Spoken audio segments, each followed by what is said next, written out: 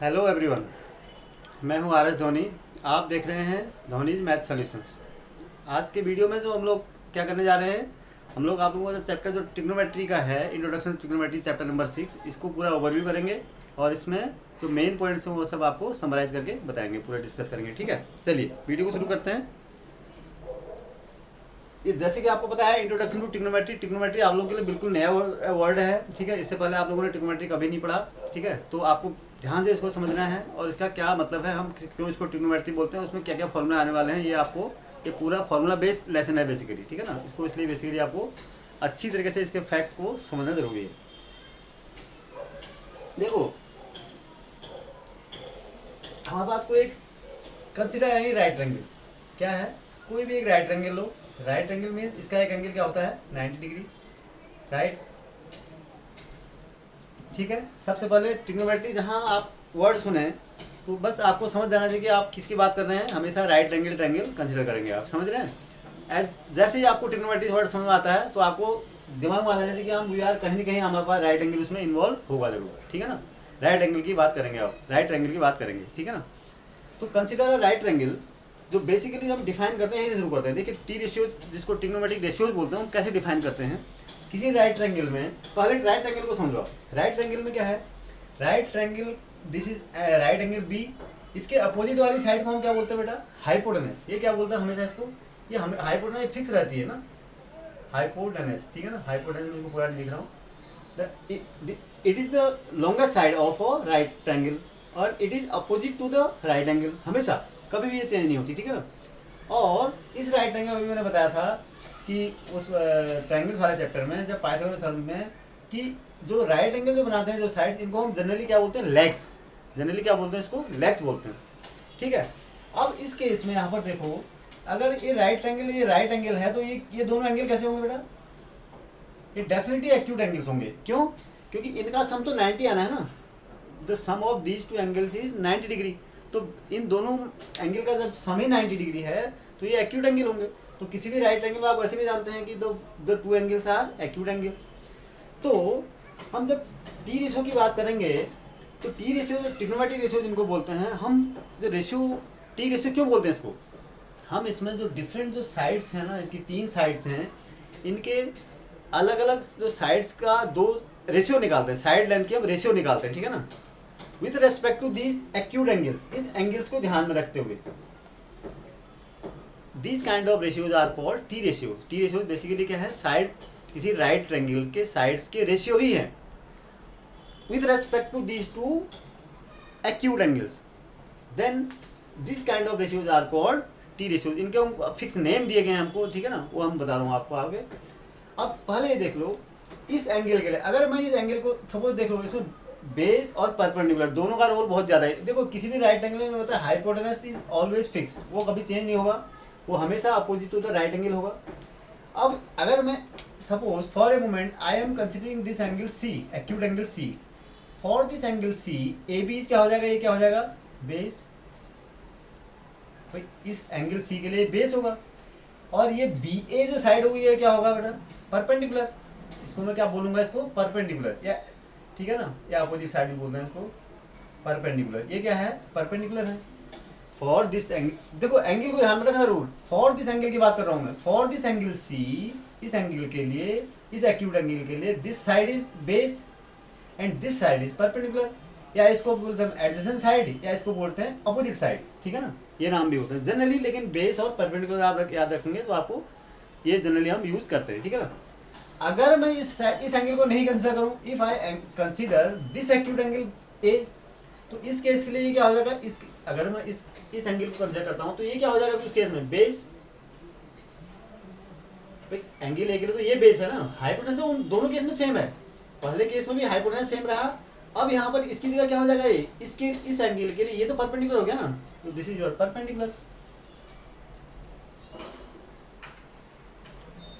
समझ रहे, तो कहने का मतलब ये है, फाइनली क्या कंक्लूड किया हमने, कि अगर हम एंगल चेंज कर देंगे, एक्यूट एंगल जो कंसिडर कर रहे हैं, तो हमारा बेस और परपेंडिकुलर चेंज हो जाएंगे and the hypotenuse will remain the same. Hypotenuse कभी चेंज नहीं होगा, और सिर्फ बेस और परपेंडिकुलर चेंज हो जाएंगे कब, when we change our acute angles. If you are considering this angle In this case, this line is base and this line is perpendicular.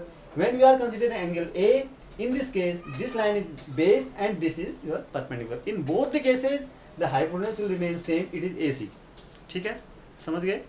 चलिए, अब इसी को ध्यान रखते हुए हम लोग क्या करेंगे, कुछ टी रेशियो डिफाइन करेंगे. टी रेशियो हम देखो फॉर एंगल सी, देखो किसी भी एंगल के लिए फॉर सपोज इस एंगल में सबसे पहले आता है साइन रेशियो, साइन ए.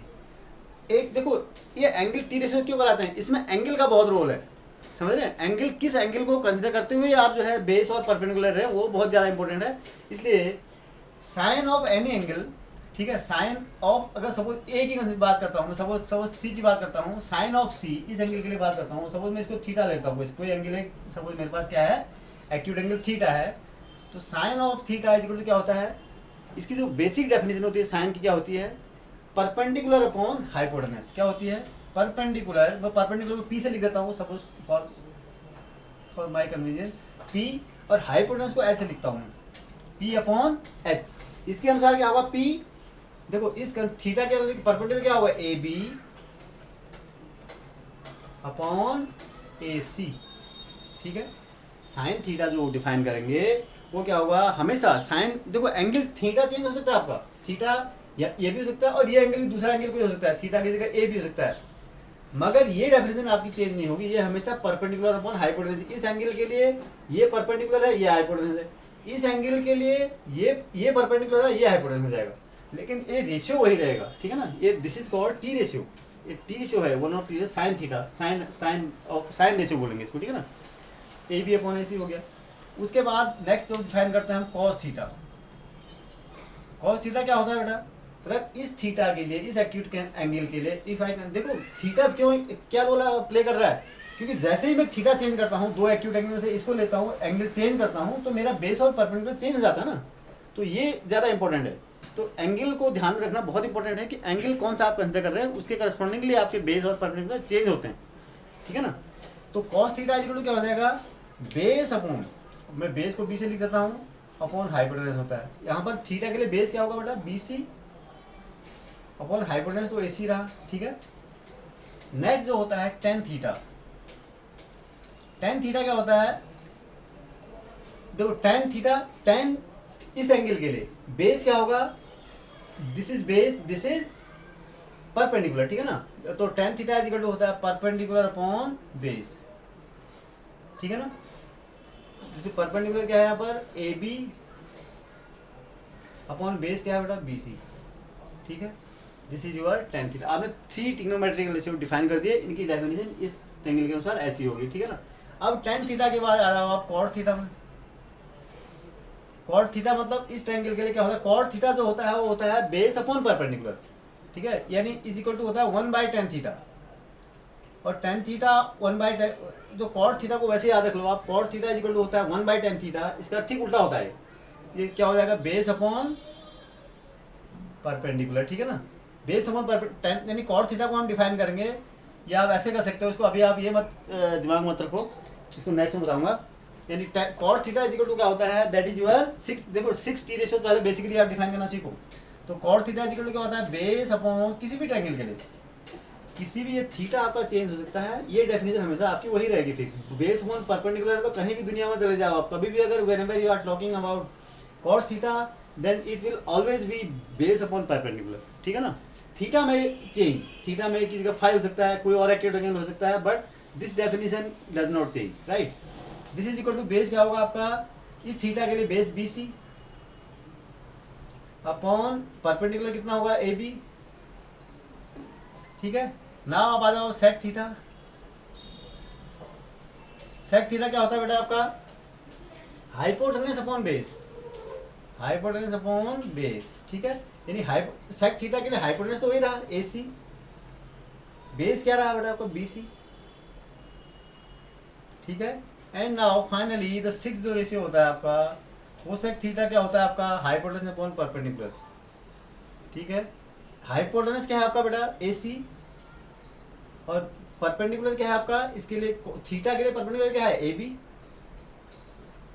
तो ये जो आपके जो 6 रेशियोज हैं, ये यही आपके बेस हैं.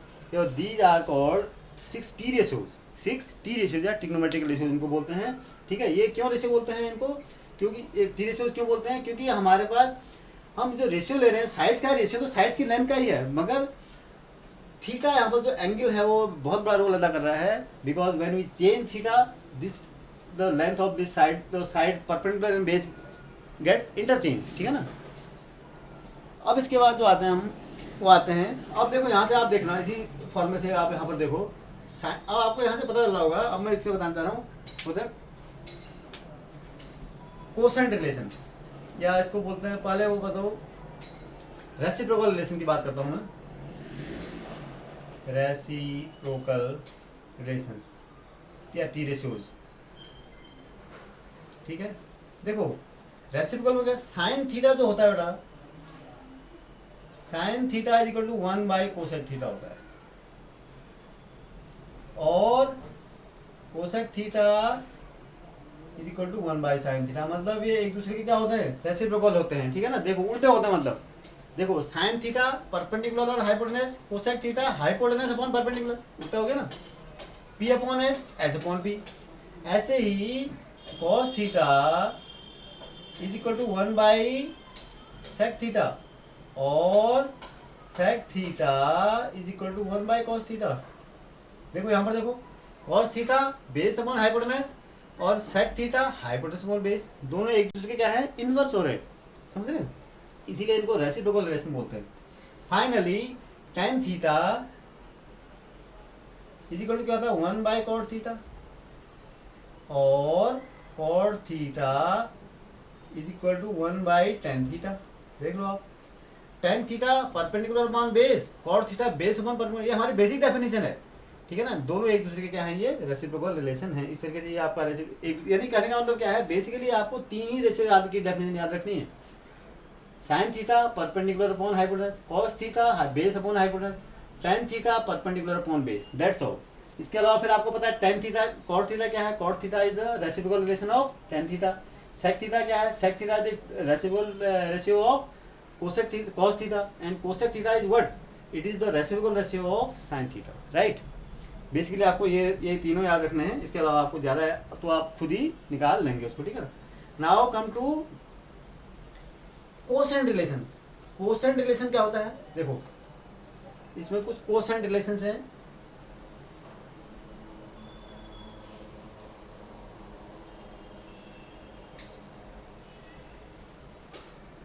Tan theta is equal to होता है sine theta upon cos theta, tan theta is equal to क्या होता है बेटा, sine theta upon cos theta, मुझे याद रखना। ठीक है ना, और अब आपको पता है कॉट थीटा क्या होता है, cot theta is equal to वैसे ही बताया, देखो कॉट थीटा आपको क्या है, 1 बाई टेन थीटा, ये तो आपको अभी बताया ना, तो क्या हो जाएगा इसका मतलब, अगर मैं कॉट थीटा की बात करूँ तो 1 बाई टेन थीटा मतलब इसका उल्टा, इसका मतलब कॉस ऊपर आ जाएगा और साइन नीचे, यानी कॉट थीटा का क्या मतलब हो जाएगा, cos theta upon sine theta.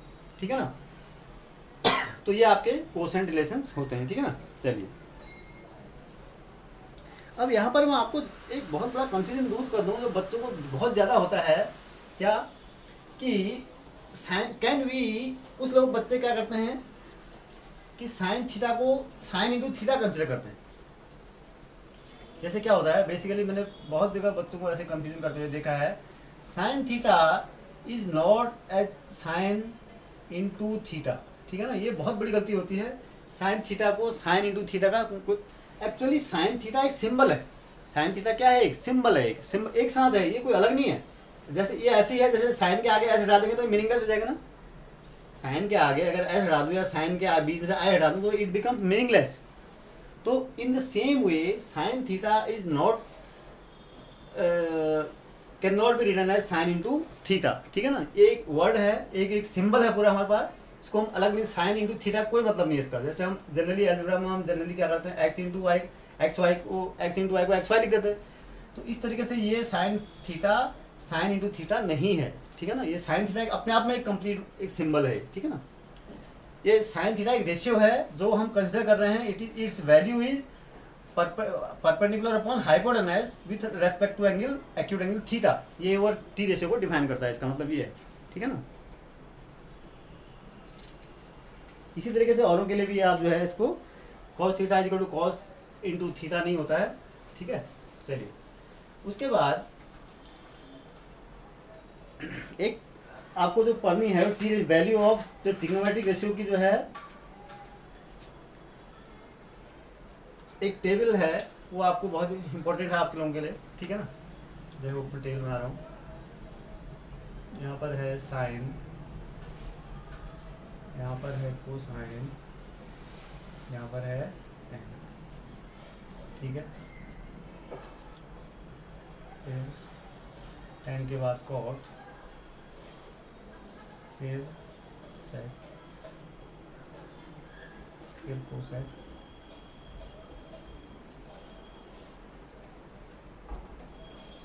ठीक है। ये है 0 degree, 30 degree, 45 degree, 60 degree and 90 degree, ठीक है। ये तो हम ये क्या करेंगे कि इन एंगल्स पर अगर एक्यूट एंगल ये है, ठीक है, तो वैल्यू निकालेंगे इनकी, ठीक है।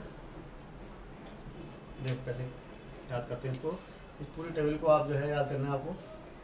बेसिकली इसको याद करने की आपको ज़्यादा जरूरत नहीं पड़ेगी, बस एक रो आपको याद होने की करने की जरूरत है, बगैर उसके बाद आप खुद ही आराम से इसको कर लेंगे, कोई समस्या आपको नहीं आएगी, ठीक है ना।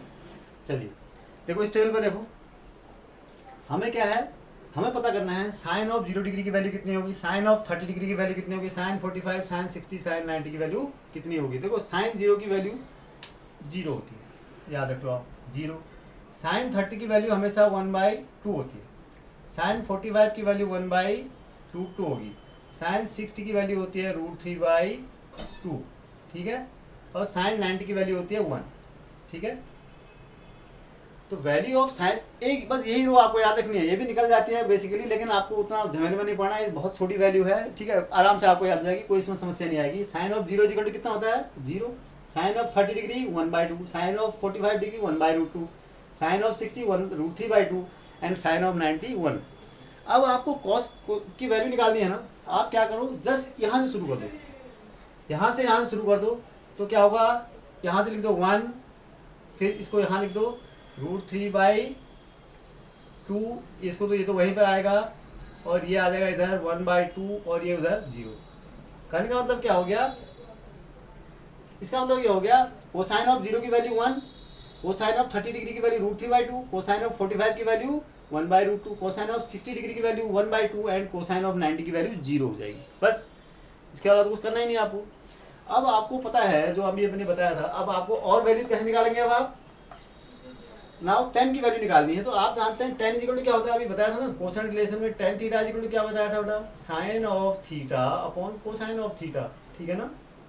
Sine of theta upon cosine of theta निकालना, आप आराम से निकाल सकते हैं भाई। tan थीटा, tan 0 की वैल्यू निकालनी है, तो साइन 0 की वैल्यू अपॉन कॉस 0 की वैल्यू, तो sine 0 0 upon 1 it is equal to 0। भाई आपने tan 0 की वैल्यू निकालनी है, तो कैसे निकालोगे, साइन 0 अपॉन कॉस 0, यानी साइन 0 की वैल्यू 0 अपॉन कॉस 0 1। इसी तरीके से tan ऑफ 30 की value sine of 30 upon cos of 30, यानी 1/2 अपॉन 1√3/2, ये आपकी कितनी आ जाएगी 1/√3 आ जाएगी। समझ रहे हैं कैलकुलेशन करके, 1/2 divided by √3/2 it is 1/√3। tan of 45 1/√2 divided by 1/√2 1, वही सेम चीज डिवाइड कर रहे हैं आप। साइन ऑफ tan ऑफ 60 की वैल्यू कितनी आएगी √3/2 डिवाइडेड बाई 1/2, √3/2 डिवाइडेड बाई 1/2, ये कितनी आएगी √3, ठीक है ना, √3 वैल्यू आ गई, कितनी आएगी साइन ऑफ tan ऑफ 60 की वैल्यू √3 आएगी। अब आ जाओ tan ऑफ 90 में, tan of 90 is equal to sine of 90 1 upon cos of 90, तो 1/0, 1/0 कितना होगा, इट इज नॉट डिफाइंड। ये क्या होगा, इसको हम क्या लिखेंगे, नॉट डिफाइंड, ठीक है, ये डिफाइंड ही नहीं है, 1/0 इज नॉट डिफाइंड, आपको पता है डिनोमिनेटर में 0 कभी होता ही नहीं है, वो अनडिफाइंड होता है। Now you come to cot, of cot की वैल्यू निकालनी है। अब कॉट की वैल्यू कैसे निकालोगे बेटा, कॉट क्या होता है, tan का ठीक इनवर्स होता है ना, देखो यहाँ पर मैं बताया था ना पीछे, cot theta is equal to क्या होता है 1/tan थीटा होता है ना। यानी जो tan की जो वैल्यू है उसको हम अगर रेसिप्रोकल कर दो, उनका न्यूमरेटर और डिनोमिनेटर इंटरचेंज कर दे तो हमारे को क्या मिल जाएगी, कॉट की वैल्यू मिल जाएगी। देखो cot zero is equal to 1/tan0। तो 1/tan0 मतलब tan की जो अब tan की जीरो की वैल्यू कितनी है 1/0 हो जाएगी। तो 1/0 क्या हो जाएगा, नॉट डिफाइंड,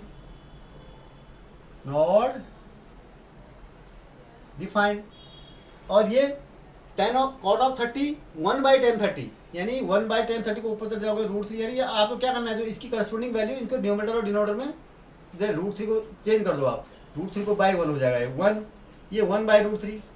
समझ रहे हो बात को, कैसे मैं रेसिप्रोकल कर रहा हूँ। ये नॉट डिफाइंड होगा का मतलब क्या मतलब है, ये देखो यहाँ पर हमारा जो tan की वैल्यू आई थी वो कैसे आई थी, tan ऑफ 90 कैसे आई थी, sine of 90 upon cos of 90। अगर आप कॉट 90 निकालेंगे तो क्या होगा, cos of 90 upon sine 90, 0/1 it is equal to 0। ठीक है ना। इसको निकालने का दूसरा तरीका भी ये सेम वही है, जैसे मैंने साइन और कॉस में निकाला था ना, एक साइन की वैल्यू निकाल दी, फिर यहाँ से शुरू कर देता है, ऐसे यहाँ भी शुरू कर दो आप। दूसरा तरीका ये भी है कि आप नॉट डिफाइंड को यहाँ लिख दो, √3 को यहाँ लिख दो, 1/√3 ये 1/√3 इधर और 0 इधर, यानी इधर से शुरू करके जैसे ऊपर किया था। ठीक है ना। Now come to sec theta. Sec आप जानते हैं क्या होता है, it is the reciprocal relation of cos theta. तो कॉस की जो वैल्यू है उनको उन जो वैल्यूज हैं उनमें न्यूमरेटर और डिनोमिनेटर को काफ़ी आप इंटरचेंज कर दो, आपको सिंपली ये वैल्यू मिल जाएंगी। जैसे सेक जीरो क्या है 1/cos0, यानी 1/1 1 ही हो जाएगी ना। ये इसको आप उल्टा कर दोगे तो क्या हो जाएगा 2/√3, इसको उल्टा कर दोगे तो √2, इसको कर दोगे तो 2, इसको उल्टा कर दोगे तो क्या हो जाएगा, 0 को 1/0 लिख दोगे तो ये again it is not defined. ठीक है ना। क्या होगा, 0 को आप 1/0 लिख देंगे तो क्या होगा, नॉट डिफाइंड हो जाएगा। इसी तरीके से कोसेक को आप लिखने के लिए, कि कोसेक की वैल्यू लिखने के लिए क्या करोगे, साइन की वैल्यू को आप रेसिप्रोकल कर दो। ठीक है, साइन मतलब 1/0, तो 1/0 क्या हो जाएगी बेटा, अगेन नॉट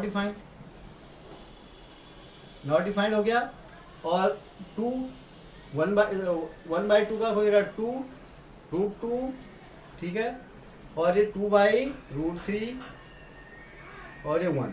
ठीक है ना, ये हो जाएगा। अब ये सेक और कोसेक में भी वही रिलेशन है। देखो जो सेक की आपने वैल्यू लिख दी ना, इसको भी यहाँ से शुरू कर दो, नॉट डिफाइंड, फिर यहाँ पर 2, फिर ये √2, ये 2/√3 और 1। ठीक है, तो इस तरीके से आप एक कंप्लीट वैल्यू निकाल सकते हैं, और बहुत आसान है इसको याद रखना, कोई दिक्कत नहीं है। सिर्फ आपको एक बार याद रखनी है ये 0, 1/2, 1/√2, √3/2 और 1। उसके बाद तो आप सारी वैल्यू आराम से इजीली बहुत इजीली निकाल सकते हैं, पूरी कंप्लीट टेबल को। और ये टेबल की वैल्यू आपको बाय द वे बहुत बड़ी लग रही है, but it is not as difficult as it is looking. क्यों, आप जैसे क्वेश्चन प्रैक्टिस करेंगे ना, या आपको बिल्कुल माइंड में सेट हो जाएंगे आपकी, धीरे धीरे आपको प्रैक्टिस करते रहेंगे साइन कॉस टेन, जैसे जैसे आप क्वेश्चन ज़्यादा प्रैक्टिस करेंगे तो आपको एक टेबल क्या हो जाती है, पूरी याद हो जाती है। फिर आपको कोई ऐसे बहुत ज़्यादा कैलकुलेशन करने की जरूरत नहीं पड़ती। ठीक है ना। चलिए, उसके बाद जो नेक्स्ट जो आप इस अपने लेसन में पढ़ेंगे वो क्या है, वो पढ़ेंगे आप अभी कुछ ट्रिग्नोमेट्रिकल आइडेंटिटीज। क्या है, देखो trigonometrical identities for complementary angles, तो जो है ना वो रिलेशन फॉर कॉम्प्लीमेंट्री एंगल वो आपके वहाँ से रिमूव हो चुका है। ठीक है ना। T ratios for complementary angles have been deleted from the syllabus as per your new reduce syllabus. ठीक है ना। Now only one thing is left, that is your trigonometrical identities. Identity आप जानते हैं क्या होता है, जैसे a+b का होल स्क्वायर, a²+b² + 2ab, ये आप जानते हैं बचपन से। तो 3 आइडेंटिटीज हैं यहाँ पर हमारे पास। क्या है, तो first one is sin² theta plus cos² theta is equal to 1। sin² theta plus cos² theta is equal to 1। The second one is 1 plus tan² theta is equal to sec² theta. The third one is 1 plus cot² theta is equal to cosec² theta. These are the 3 trigonometrical identities जो आपको पढ़नी है। इनका usage बहुत ज़्यादा है, बहुत important identities हैं। ठीक है, तो इनको आपको ये बहुत ध्यान से इनको समझना है। इससे हमारे पास देखो, इनसे हमारे पास और भी रिलेशन निकल आते हैं। यहाँ से क्या निकल आते हैं, देखो sin² theta plus cos² theta 1 है, तो ये क्या मिल रहा है यहाँ से, अगर मैं इसको एक 1 minus sin² theta is equal to क्या हो जाएगा, cos² थीटा। या क्या कर सकता हूँ, 1 minus cos² theta is equal to sin²। इसी तरीके से यहाँ पर देखो 1 plus tan square theta equal to sec square theta, हमको क्या मिल जाएगा, sec square theta minus 1 is equal to tan square theta. ठीक है, और क्या मिल सकता है आपको, सेक स्क्वायर थीटा, देखो अगला क्या, minus tan square theta is equal to 1, sec square theta minus tan square theta is equal to 1। Similarly यहाँ से आप देखो इस फॉर्मूले से क्या मिल जाएगा आपको, 1 प्लस कॉट स्क्वायर थीटा जो कोसेक स्क्वायर थीटा था, तो कोसेक स्क्वायर थीटा, ठीक है, माइनस 1 इज इक्वल टू क्या हो जाएगा, कॉट स्क्वायर थीटा। ठीक है, इसी तरीके से cosec square theta minus cot square theta, cosec square theta minus cot square theta is equal to 1। ठीक है ना, तो इस तरह से क्या हुआ, आपको बेसिकली तो आपको तीन ही आइडेंटिटीज है आपके पास, बेसिकली आपके पास क्या है, तीन ही आइडेंटिटीज हैं, मगर इनसे आप हर चीज़ से दो और आइडेंटिटी निकाल सकते हैं ऐसे ना। ठीक है, तो ये एक सेट है और ये एक सेट है और ये इसके साथ और है। ठीक है, तो इस तरीके से आप ये आइडेंटिटीज आपकी एप्लीकेशन यहाँ पर जो है आपकी क्लास 10th में है। ठीक है ना, इनका बहुत यूसेज है, बहुत इंपॉर्टेंट आइडेंटिटीज हैं, आपको ये ध्यान रखना है इनका। ठीक है ना, चलिए, और एक चीज़ और बताऊंगा आपको, जब बहुत से बच्चे क्या करते हैं, जैसे ये होता है कोसेक साइन स्क्वायर थीटा का क्या मतलब बेटा, साइन स्क्वायर थीटा का मतलब sine theta into sine theta है, sine theta into sine theta ही है। ठीक है ना, जैसे एक्स स्क्वायर क्या होता है, x square equal to x into x. अगर इस वीडियो को आपने एंजॉय किया है और इससे आप कुछ भी सीख पाए हों तो इसे प्लीज़ शेयर कीजिए, लाइक कीजिए और साथ ही साथ इस चैनल को भी सब्सक्राइब करें। Thank you.